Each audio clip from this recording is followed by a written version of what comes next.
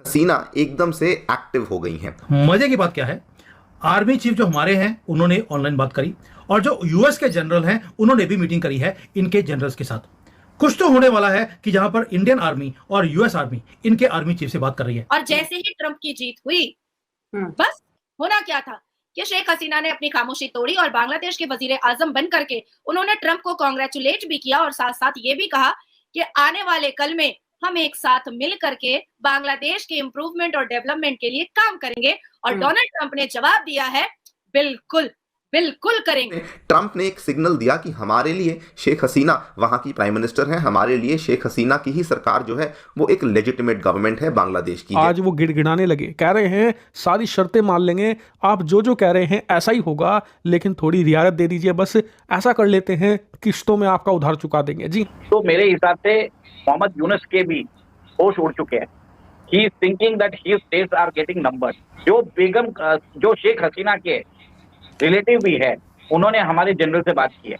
बिल्कुल, अभी कहते ना अगर आपको तालाब में रहना है तो आप मगरमच्छ से दुश्मनी नहीं कर सकते, साउथ एशिया के अंदर रहना है तो भारत से दुश्मनी नहीं कर सकते। तो मोहम्मद यूनुस आपके चरणों में आ गया, बैठ गया है भाई। जैसे ही ये हुआ, इमीडिएटली शेख हसीना को बहुत ज्यादा बूस्ट मिला एंड उन्होंने प्लान किया कि हम लोग संडे रविवार के दिन बांग्लादेश में एक मेजर रैली को प्लान करेंगे। कि यूनुस सरकार हिंदुओं को टारगेट कर रही है ताकि शेख हसीना वापस पावर में ना आए। जी हाँ दोस्तों, ऐसा लग रहा है शेख हसीना का वापस आना वहां के हिंदुओं के ऊपर निर्भर कर रहा है। कि कोई 43% of the Pakistan, almost half of the country जो है दैट इज बलूचिस्तान। कई लोगों का ये भी कहना है जी बलूचिस्तान टूट जाएगा, ये हो जाएगा, वो हो जाएगा, सवाल ही पैदा नहीं होता। वो जी ट्रंप को विश करती हुई नजर आ रही हैं और ये सारा ऐसा लगता है कि यूनुस जाएंगे जेल और शेख हसीना बैठेंगी वजीर आजम की कुर्सी। नमस्कार दोस्तों, ट्रम्प के राष्ट्रपति बनते के साथ ही अब बांग्लादेश में यूनुस के लिए भी बहुत बड़ी मुसीबत खड़ी हो गई है। ट्रम्प के जीतने के बाद शेख हसीना जो कि पूर्व प्रधानमंत्री है बांग्लादेश की, वो ट्रम्प से मिली और उन्होंने कहा कि हम आपके साथ काम करना चाहते हैं, आपकी सहायता चाहते हैं कि वापस उनका जो है वापसी हो सके उनकी बांग्लादेश में। और ट्रम्प ने कहा बिल्कुल वो उनकी पूरी मदद करेंगे। अब ये सब जानने के बाद मोहम्मद यूनुस की हालत खराब है। मोहम्मद यूनुस अब थूक के चाट रहा है और भारत के कदमों में है। आप इस सब के बारे में क्या सोचते हैं? आगे बांग्लादेश का क्या होने वाला है और भारत को क्या बांग्लादेश की कोई मदद करनी चाहिए? आपके जो भी विचार हो बांग्लादेश के बारे में कमेंट बॉक्स में जरूर लिखिएगा। वीडियो अच्छा लगे तो लाइक करें, शेयर करें, चैनल को सब्सक्राइब करना ना भूले। आइए आगे बढ़ते हैं इस वीडियो में। हसीना की ये वही हसीना है जब से बांग्लादेश से बाहर गई है, भारत की कहते हैं ना प्रोटेक्शन के अंदर गई है। कहीं पे भी ये खामोश हसीना हमें नजर नहीं। और आज खामोश हसीना जो है सुर्खियां बटोरते हुए ट्रंप के साथ नजर आई है।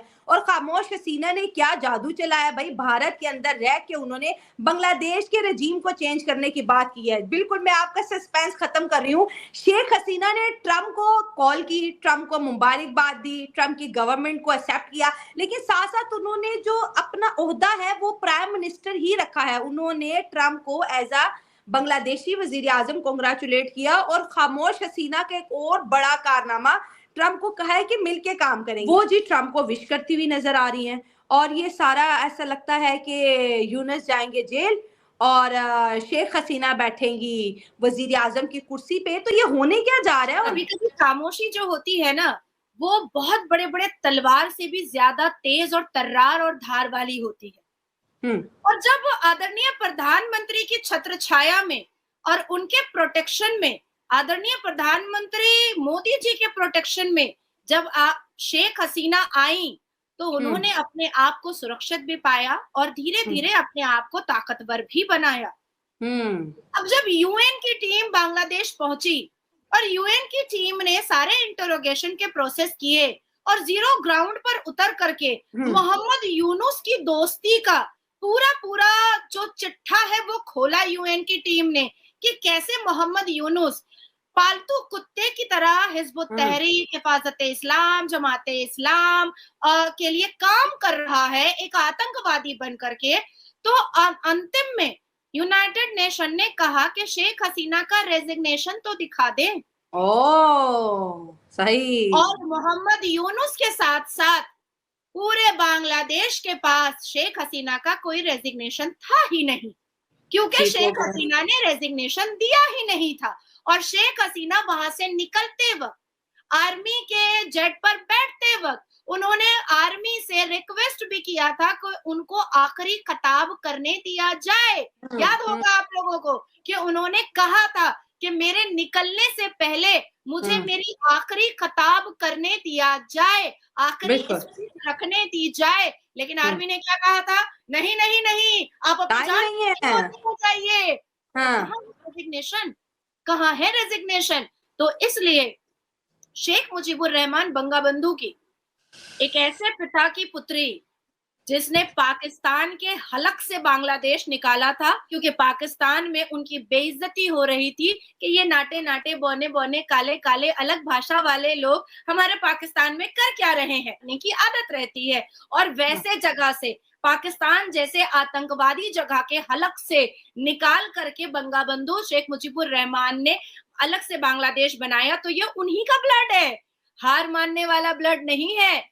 और जैसे ही ट्रंप की जीत हुई, बस होना क्या था कि शेख हसीना ने अपनी खामोशी तोड़ी और बांग्लादेश के वजीर आजम बन करके उन्होंने ट्रंप को कांग्रेचुलेट भी किया और साथ साथ ये भी कहा कि आने वाले कल में हम एक साथ मिल करके बांग्लादेश के इम्प्रूवमेंट और डेवलपमेंट के लिए काम करेंगे। और डोनाल्ड ट्रंप ने जवाब दिया है, बिल्कुल बिल्कुल करेंगे। अब आती है बात कि इस देश में अगर कोई सबसे ज्यादा भटका हुआ रूह है अभी इस पूरी दुनिया के जियोपॉलिटिक्स में, अगर कोई सबसे ज्यादा बेचैन रूह है तो वो है मोहम्मद यूनुस। धोबी का कुत्ता, एक कहावत हमने बचपन से सुना है ना, धोबी का कुत्ता ना घर का ना घाट का। एक तरफ जहां हमने देखा था 4.5 महीना या 3.5 महीना पहले कि बांग्लादेश को वो कहीं ना कहीं पाकिस्तान 2.0 बनाने के लिए वजीर आजम बनकर बैठ तो गया, लेकिन किया अब बांग्लादेश में रोशनी तक नहीं है। बिल्कुल अभी कहते ना, अगर आपको तालाब में रहना है तो अब मगरमच्छ से दुश्मनी नहीं कर सकते, साउथ एशिया के अंदर रहना है तो भारत से दुश्मनी नहीं कर सकते।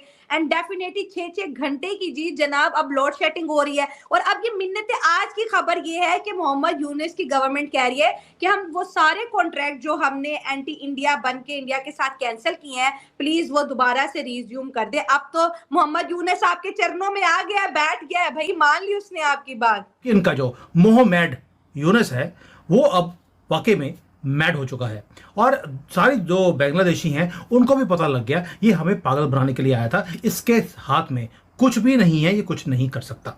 मजे की बात क्या है, आर्मी चीफ जो हमारे हैं उन्होंने ऑनलाइन बात करी और जो यूएस के जनरल हैं उन्होंने भी मीटिंग करी है इनके जनरल्स के साथ। कुछ तो होने वाला है कि जहां पर इंडियन आर्मी और यूएस आर्मी इनके आर्मी चीफ से बात कर रही है। क्या मामला है ये? सर मुझे लग रहा है कि शेख हसीना का वापस रीइंस्टेटमेंट ऑफ पावर हो जाएगा बांग्लादेश में। She will return as a prime minister soon. मैंने एक्सपेक्ट नहीं किया था कि जो ड्रामेटिक टर्न ऑफ इवेंट्स है इतने जल्दी हो जाएगा कि नवंबर में ही चालू हो जाएगी बात। देखिए अभी जैसे ही ट्रंप साहब जीते थे तो बांग्लादेश की प्राइम मिनिस्टर शेख हसीना ने उनको कॉन्ग्रेचुलेटरी मैसेज भेजा था। उसमें उन्होंने अपने आप को डिस्क्राइब किया as the prime minister of Bangladesh.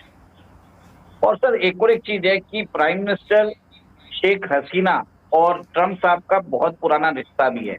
जो 2016 में भी एक डेलीगेशन बांग्लादेश से गया था मिलने के लिए, जब ट्रंप साहब फर्स्ट टाइम प्रेसिडेंट बने थे, उस समय उन्होंने यहाँ तक पूछ लिया डेलीगेशन से वो माइक्रो फाइनेंस गाई कौन है जिन्होंने मुझे हराने के लिए डेमोक्रेट्स को बहुत ज्यादा फंडिंग दी है। तो उसी हिसाब से उनको ट्रंप साहब को याद है कि वो गाई कौन है और वो मोहम्मद यूनुस ही है। He is thinking that his states are getting numbered.